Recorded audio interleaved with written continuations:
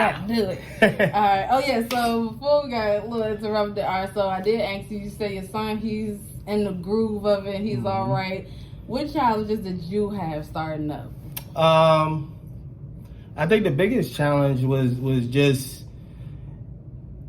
Ooh, that's a good point. There's a lot of challenges in basketball. I mean, when you start off, it's purely the love of the game. Like, it's literally back then when I was watching basketball. Whew, we had to wait for ABC, and then we recorded on a VHS. I'm telling my age right here. Oh my God. Like, we had it on the VHS. My favorite player was Reggie Miller. So what I would do, I watch the whole game of the Pacers. Then I go in the backyard and mimic all those shots and quick catch and shoots and off one leg. And, you know, when I first started out, it was all about the love. There was no business aspect of it. It was just pure fun, the love of the game, competing. But as you get up the ladder, you got to kind of separate yourself.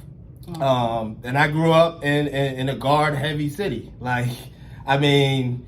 How you feel you separated yourself? I think what separated me was my ability to shoot the ball.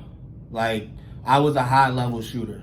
I could score the ball. Definitely was. You know, but again, that became my challenge later on in my career because it was like he shoots the ball so well, but he's not tall. He's not tall. You won't? I'm not tall. Basketball size, like, as a 2 guard, you need to be about 6'3", 6'4". Like, if you're talking Division II high-level basketball where I played at the CIAA, 2 guards are 6'2", 6'3". I'm 6 foot.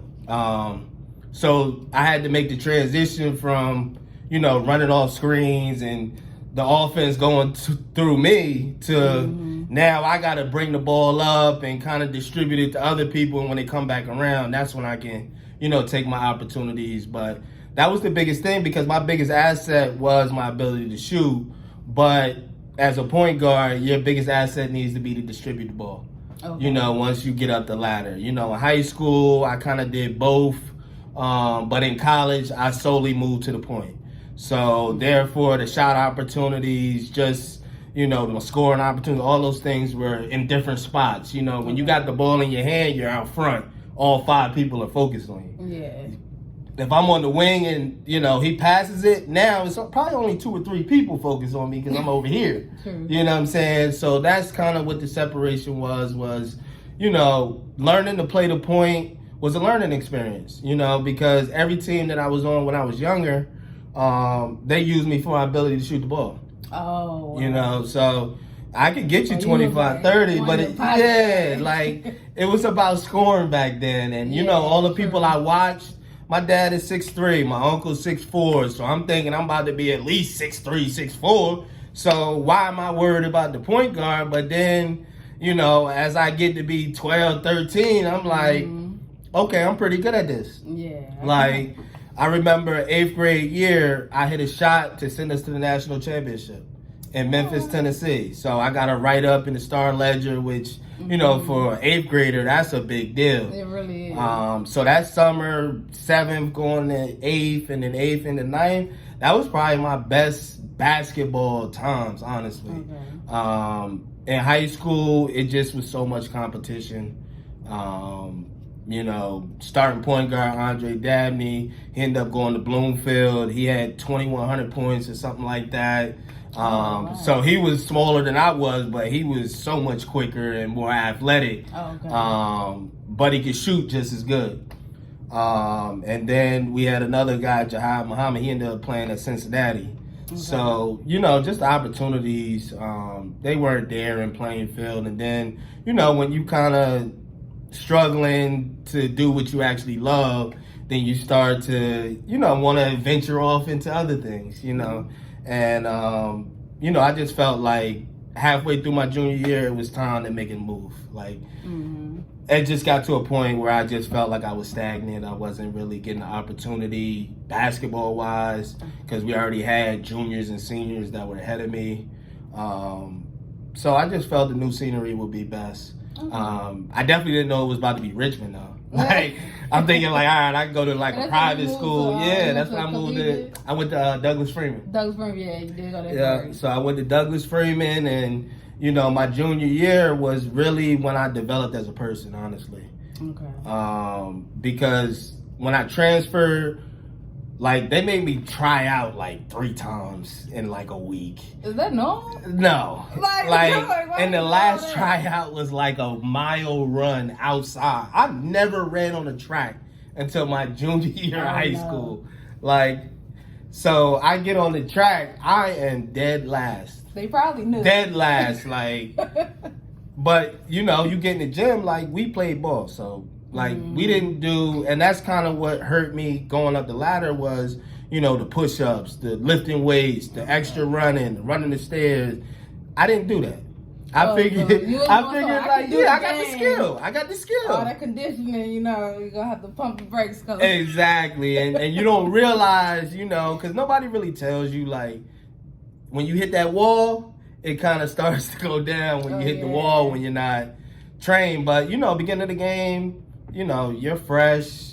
Beginning of practice, you're fresh, so you can pretty much do the things that you have in your mind. But when you get tired and you haven't prepared for that part of it or the physical aspect, because there's a lot more physical game than what they got now. Yeah. Like, and now everything, if you just it's a foul. Everything's a foul. I can't stand before it was like, as a point guard, they're picking you up full court. I don't care what level it is, from middle school all the way up, you will see a full court press. Was you ever a ball hold? I shot the ball every time I touched it. He's like, I ain't Look, I look for my shot. If I didn't have it, then I might hit you. But my dad was my coach for AAU, and he like, shoot it. Oh, yeah. I'm like, I already shot it 20 times. He like, keep shooting. He like, as long as you get it, you go for the best. Exactly. Like, I'm just shooting the ball every chance I got. Oh, yeah. Why not? Because I felt my percentages were better. If I'm going to pass to somebody who really can't shoot, I might as well take the shot. And, a lot of them shots I made, So, you can't really say it was a bad shot when it go in, right? Exactly. Can't be mad at that. So, like, what was your transition from high school to college? The physicality of the game. Oh my goodness! Like I couldn't even. I was when I graduated high school. I was probably about 5'9", 135, 140 pounds, if that much. I was skinny. But when I went to Caldwell, which was the first college I went to, rewind, like the college process was off because I didn't take any visits. I didn't go through that process because my junior year when I transferred from New Jersey to Virginia, I was ineligible the second part of my junior year. So I just had to practice every single day and know that I'm not getting in the game. Yeah. So how did that feel? It was rough. It was the roughest part of my life, but the guys that I was there with, they made it a lot better because like I didn't know anybody in Virginia except my family, and they lived on the other side of town. And just sitting there and just having people come pick you up and buy you stuff to eat, and I'll never forget, before every home game we had team dinner at somebody's house. Okay. You talk about a Thanksgiving dinner every week. Oh, that's all right. Like the spread, you walking into a mansion. First of all, let me give you the demographics. I was when I moved to Richmond, it was completely different from New Jersey. New Jersey is inner city. You either have your ball players or you have your outside guys. It's not what it was today. It was either one or the other. It's not, you can't teeter the line. If the outside dudes see a ball player there, they can be like, man, you got to get out of here.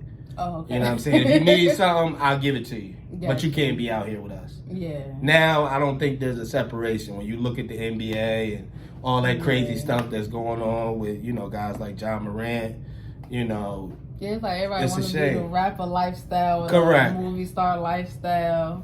Absolutely, and you got to realize you got to be content in who you are as a person. You know, if you're really trying to take whatever it is you're doing to the highest level, you know, you're going to have a lot of distractions, you're going to have a lot of vices, and you just got to navigate through them things. But, you know, Richmond helped me navigate, you know, because I was used to tunnel vision, just seeing one thing. When I came to Richmond, it was like, I never been in nobody's mansion. My little house was like, I was the Huxtables.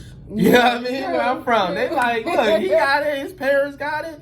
But when I moved to Richmond, it was like, oh no, what's going on? You know, just the language barrier, you know, just speaking in slang and things like that. When you go to a new city, they want you to be like, I would have to be direct. Like, I couldn't be like, you know what I mean? And it was like, what that mean? Yeah. Everything was like a side eye. Yeah, and you know, even from the sneakers, because I'm a sneakerhead. Always been. So I had Air Force Ones.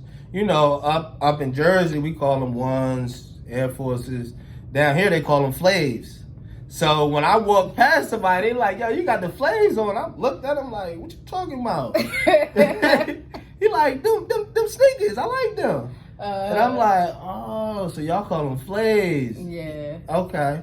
So, you know, it was definitely different, you know, but it helped me mature. I moved with my uncle. My uncle is a successful businessman, went to Virginia Tech, played with Bruce Smith. He was at Virginia Tech the same time. Steph Curry dad was there, Dale Curry. Oh, wow. So, you know, shout out to Fluke, Uncle Fluke. He definitely taught me the ins and outs of being a man. You know what I'm saying? Outside of what you normally see. It was like, all right, we're going to have dinner at this time. You know, we're going to have a set schedule. Like, first thing he got me was a membership to the YMCA. I never worked out except for picking up a basketball until my junior year of high school when I moved with him. Really? Never. I ain't worked out. Like, push-ups maybe, but...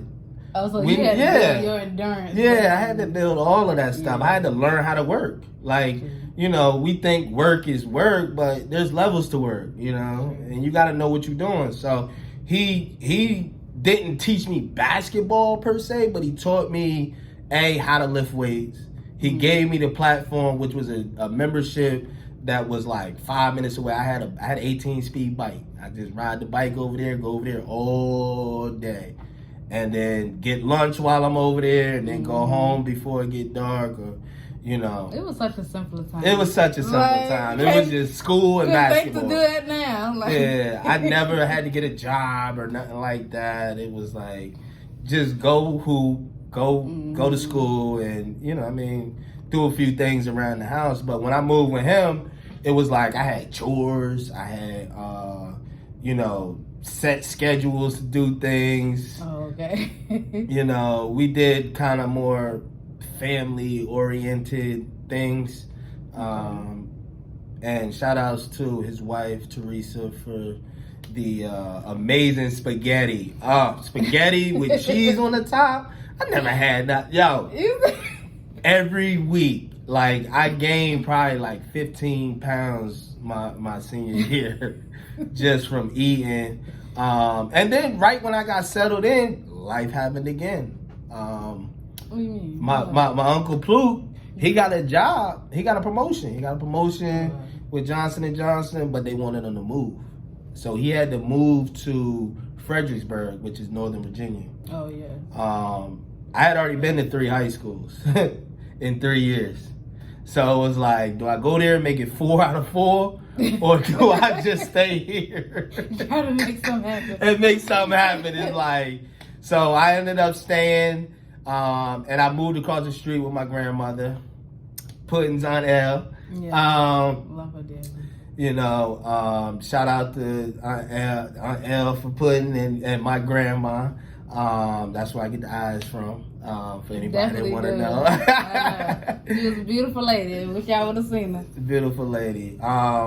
But she was older. She was older when I moved in with her. It was my senior year.